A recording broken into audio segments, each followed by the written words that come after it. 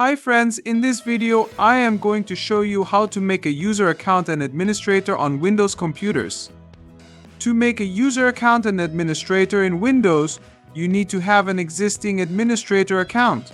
Alright, click the Start button, type Control Panel and select Control Panel.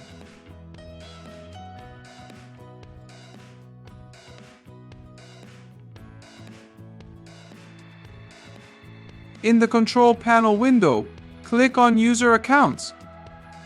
Under the User Accounts section, click on Manage Another Account.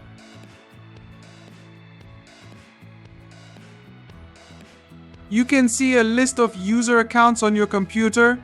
Click on the account that you want to make an administrator. Keep in mind, my current account is Administrator account.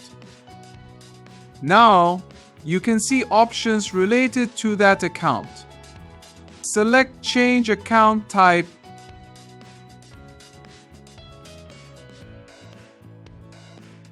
Select Administrator from the options presented. This will grant administrative rights to the selected user account. And at the end, press Change Account Type. As you can see, this user account has become an administrator account. You may ask, what is the difference between standard user and administrator? A standard user has limited permissions and cannot make system-wide changes, whereas an administrator has full control over the system and can perform administrative tasks such as installing software and modifying system settings. Thanks for watching.